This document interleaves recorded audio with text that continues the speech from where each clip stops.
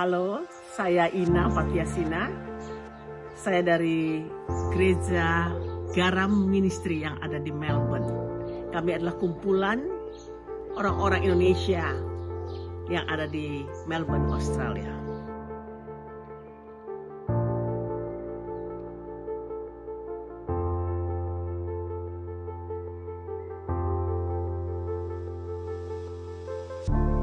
Hai saudara, saya dengan Ina Patiasina dan kami akan ngobrol-ngobrol dengan saudara sekalian tentang tujuan daripada pernikahan. Saya Jonathan Patiasina, saya adalah suami dari Ina.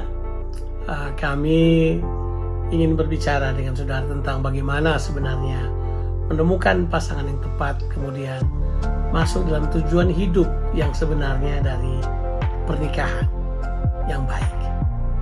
Ya, kami menikah tahun 96, so itu 24 tahun yang lalu, dan kami punya 2 orang anak. Dan anak-anak sudah gede-gede, saudara, sudah besar. Mereka satu di uni, yang satu sudah selesai. Dan kita akan ngobrol bersama tentang pernahkah kita berpikir apa yang menjadi tujuan Tuhan ketika membentuk keluarga. Banyak orang tertarik untuk menikah tanpa benar-benar menyadari konsekuensinya. Ada orang mau menikah karena mungkin usianya sudah kepala 3 dan dia harus menikah. Dan juga ada orang menikah karena desakan dari orang tua supaya orang tuanya cepat punya cucu. Ada juga saudaraku yang mau menikah karena mereka mungkin sudah berpacaran lama, lalu berpikir orang sudah tanya-tanya kapan mereka menikah. Jadi akhirnya mereka menikah juga tanpa punya hal atau tujuan kenapa mereka menikah. Dan banyak hal saudara, alasan-alasan kenapa orang masuk dalam pernikahan. Akibatnya saudara, banyak pasangan yang terkejut dan kecewa setelah mereka menikah. Jadi kita harus tahu sebenarnya apakah tujuan pernikahan itu. Pernikahan adalah panggilan untuk melayani tentunya. Juga pernikahan itu adalah panggilan untuk bersahabat. Juga pernikahan adalah panggilan untuk menderita. Ya, dan saya percaya juga itu adalah proses pemurnian.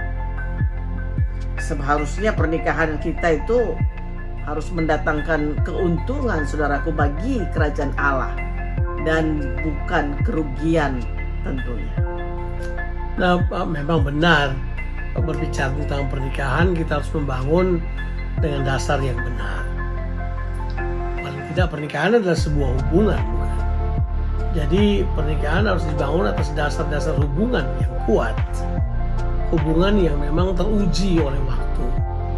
Hubungan yang tidak dapat dikalahkan cuma karena ada segelintiran gosip atau orang-orang yang baper di situ. Tapi harusnya pernikahan terbangun dengan tujuan-tujuan yang kuat. Nah, kalau kita mengenali tujuan bagaimana orang menjadi satu dalam pernikahan, itu merupakan sebuah kekuatan yang sangat penting yang harus kita bangun. Nah, apa sih tujuan kita menikah? Ya, kami berdua adalah pelayan Tuhan. Kami berdua melayani pada sebuah komunitas pemuritan di Melbourne dan juga melayani di beberapa tempat. Kami memimpin beberapa organisasi, tapi kami menemukan bahwa banyak orang yang kemudian menikah tanpa tujuan yang jelas. Akhirnya berantakan pernikahan mereka. Nggak ada yang bertahan, nggak ada yang sukses. Nah, bagaimana sih memulai hubungan yang baik? Itu kan penting untuk kita ketahui sebelum kita masuk pada tujuan pernikahan. Saya berjumpa dengan istri saya itu di airport, bayangkan ya. Kemudian kita saling kenal. Kemudian ya mulai enak ngobrol, ya kita dua punya ideal masing-masing, kita punya cara berpikir masing-masing. Dan kami berdua udah sangat sibuk dalam pelayanan waktu itu. Dan usia kami waktu berjumpa juga nggak muda lagi ya, usia sudah 30-an. Jadi kemudian waktu kita berpikir kita ingin menikah, waktu kita ingin membangun hubungan bersama, kita nggak pengen pikir lagi mau main-main mengenai hal ini. Jadi kita kemudian serius. Kita menganggapnya sebagai sesuatu yang serius dan memulai pernikahan tersebut.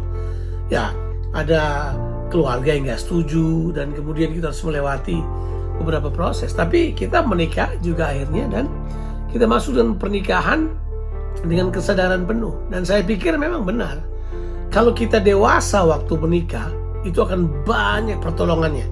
Ya, kita akan gampang menyelesaikan masalah kita sama-sama dewasa. Nah, salah satu ciri orang dewasa adalah mahir membangun hubungan. Dan untuk mahir membangun hubungan, kadang-kadang kita harus mengorbankan kepentingan-kepentingan kita sendiri supaya kepentingan bersama yang terlaksana. Dan itu yang kemudian kami pelajari. Nah, sekarang kita sudah menikah 24 tahun, ya 24 tahun. Dan saya harus katakan kepada saudara, saya tetap mencintai, saya fall in love so badly. Saya betul-betul jatuh cinta luar biasa pada istri saya, dan kita bertumbuh secara luar biasa. Dan menurut saya itu adalah hal yang khusus yang kami alami, ya. Saya mencintai saya, kami berdua melakukan ini. Dan buat kami, apakah kami menghadapi tantangan dan masalah? Oh ya, banyak. Apakah kami punya perbedaan? Sangat berbeda. Saya dan istri saya berbeda jauh banget, ya ampun. Itu boleh dibilang langit dan bumi. Saya orangnya sangat musikal, saya orangnya sangat terbuka. Dia enggak, dia sedikit lebih tertutup. Dia mungkin nggak terlalu pandai dalam musik dan seterusnya. Berbicara banyak hal tentang politik, saya suka, dia nggak suka sama sekali. Ada banyak perbedaan. Tapi karena kasih dan kita melihat perbedaan sebagai sesuatu yang baik, yang saling menghargai dan menerima, akhirnya kita bisa lewati semuanya dengan baik. Dan ini luar biasa menurut saya, hal yang kami sendiri treasure sebagai hal yang sebagai harta yang harus kami anggap penting selalu. Nah, tujuan pernikahan. Tujuan pernikahan yang pertama adalah jelas harus mengikuti tujuan Tuhan, kan? Karena pernikahan bukan ide manusia. Pernikahan itu bukan ide muncul dari seorang yang itu, gua pengen ketemu pasangan dan kemudian mau kawin karena mungkin sudah ngebet pengen seks tanpa diurus-urus, dihalang-halangi dan seterusnya. Bukan itu, kan? Tuhan yang menetapkan pernikahan. Pernikahan itu ide Tuhan.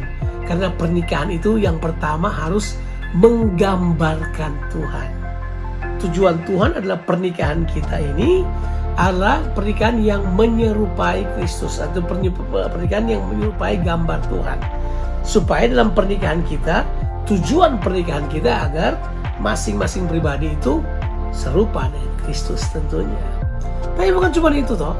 Tujuan yang berikut adalah Tuhan menginginkan supaya lewat pernikahan Tuhan punya keturunan di muka bumi ini. Nah, untuk memiliki keturunan kita perlu di situ ada secara eksplisit dan implisit ada seks, ada hubungan intim di dalamnya, di mana hubungan itu terbangun karena pernikahan kita didasarkan oleh ikatan perjanjian, ada covenant di dalamnya. Nah, di sini penting sekali saudara, bahwa keluarga itu menyatakan ikatan perjanjian Tuhan, menyatakan covenant dari Tuhan. Sebab covenant terdekat dengan manusia yang Tuhan buat itu adalah covenant pernikahan. Jadi pernikahan itu covenant, dia tidak datang begitu aja, cuma sekedar suka sama suka, mau sama mau, enggak. Ini ada covenantnya, ada ikatan perjanjiannya yang direstui, yang ditetapkan oleh Tuhan.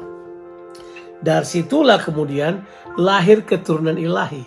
Lahirlah anak-anak yang Tuhan katakan sebagai milik pusaka Tuhan. Tapi yang ketiga adalah lewat pernikahan kita nama Tuhan dipermuliakan. Amin. Di mana kita menyatakan itu bagi orang yang lain di sekitar kita.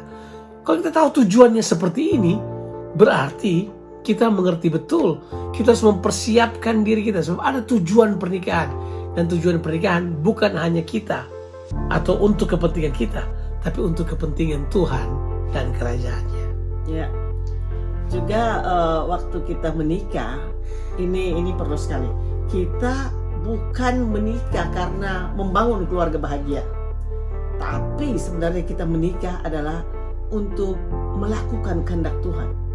Karena waktu kita melakukan kehendak Tuhan dalam pernikahan kita, otomatis kita akan berbahagia. Jadi ukuran keberhasilan daripada membangun keluarga atau membangun rumah tangga kita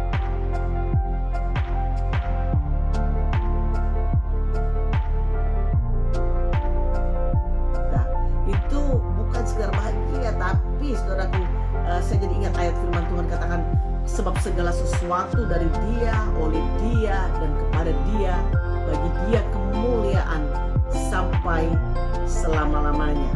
Ya, jadi seperti yang saya bilang, waktu kita melakukan kehendak Tuhan kita berbahagia, karena saya mau bilang kepada saudara sekalian yang mendengarkan ini, bahwa saya sangat menikmati hubungan pernikahan kami.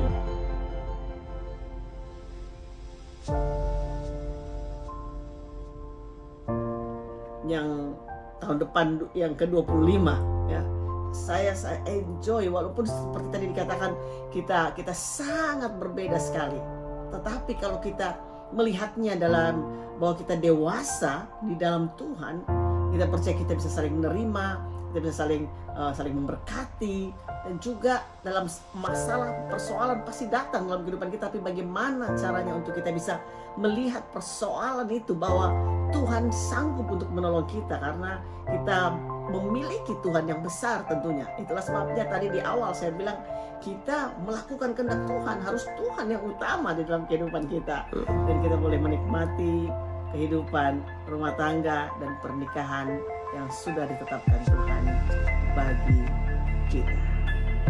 Nah, passion kami berdua adalah kami ingin generasi muda itu melihat gambar, sehingga mereka punya paradigma, mereka punya paradigm yang pas terhadap pernikahan harus seperti apa. Bahwa kita tidak muluk-muluk, karena pernikahan adalah sebuah realita, hubungan adalah sebuah realita, di mana reality bites, right? Kita menghadapi hal tersebut, karena realita tidak seperti yang kita inginkan. Tapi disitulah kita belajar untuk bertumbuh menjadi dewasa. So pernikahan yang bertumbuh menjadi dewasa adalah pernikahan yang ternikmati, melewati banyak tantangan. Kamu harus tahu bahwa kita semua harus menikah seperti yang Tuhan inginkan, tapi kita juga harus hidup seperti yang Tuhan inginkan, dan itu perlu kedewasaan.